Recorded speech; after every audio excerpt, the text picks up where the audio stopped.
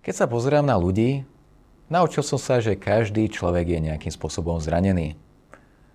Nazývam toto zranenie bolesť. A vďaka tomu koná tak, ako koná v kritických situáciách.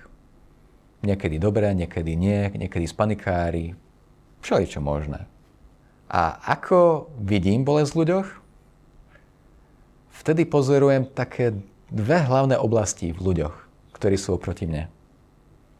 Aké majú strachy a aké majú ambície. Aké majú ambície? Ambície je také zlaté pozlátko, je to niečo, za čím bežia. Je to napríklad chcú veľmi veľa peňazí, chcú mať dobré vzťahy alebo mať nejaký vplyv a tak ďalej. Len aj ambície, drevá väčšina z nich je nezdravá. Aspoň pre mňa.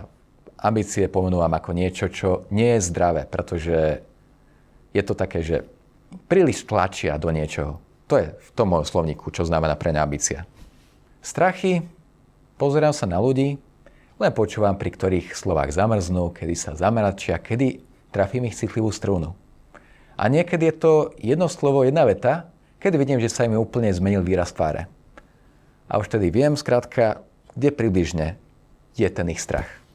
A keď si spojím strachy a ambície človeka, ktorý je predo mnou, viem zistiť, kde je u neho bolesť, aj či sa s ním dá spolupracovať a ako. Chce sa mi spolupracovať s človekom, ktorý má ambíciu, že chce byť bohatý a doslova z neho ide, že išiel by aj cez mŕtvoly? Nie, bol by to problematický človek. Dopadlo by to veľmi zle, lebo môže aj pokojne zradiť. A nebol by to pokojný projekt. Tam to by bola emočná horská dráha. Na čo? Môžem spolupracovať s človekom, ktorý má strach ísť do rizika? Strach obetovať čas peňazí alebo času? Nie. Lebo on sa o nejaký ten čas opäť zasekne a hovorí, nie, tadiaľ to už nie.